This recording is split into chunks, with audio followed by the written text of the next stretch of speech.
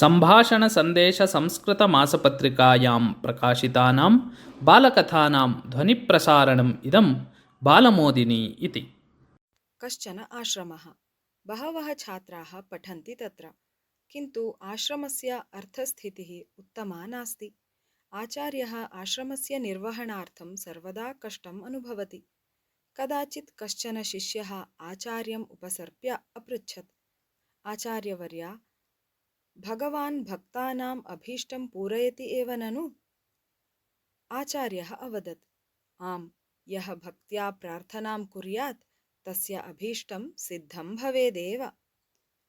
एवं तर्हि भवान् आश्रमस्य अर्थक्लेशस्य निवारणाय किमर्थं भगवन्तं न प्रार्थयेत? प्रतिदिनं भवान् भगवतः उपासनां तु करोति एव। तदवसरे भगवान् यदि प्रार्थ्येत तर्हि अवश्यम् अर्थक्लेशः निवारितः भवेत् ननु? भोजनवासादिषु यः क्लेशः छात्रैः अनुभूयते सः अपगच्छेत्।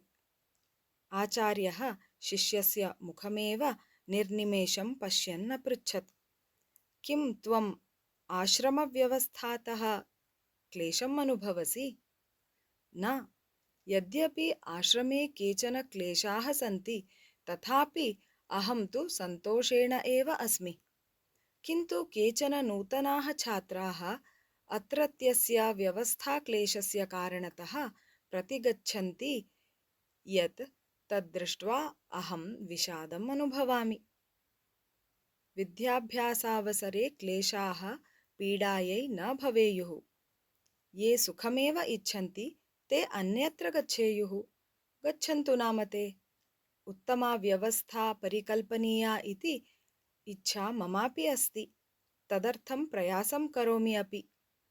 तथापि साफल्यं तु न प्राप्तम्।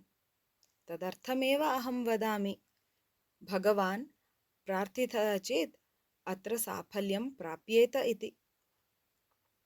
प्रतिफलम् अपेक्ष्य भगवदुपासना न करणीया वत्स। निसर्गं पश्यामः वयं, ततः असीमः आनन्दः प्राप्यते।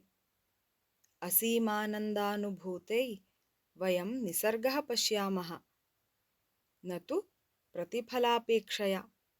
एवमेव भगवतः उपासना अपि असीमस्य आनन्दस्य अनुभूत्यै एव करणीया, न तु प्रतिफलं किमपि एष्टव्यम्।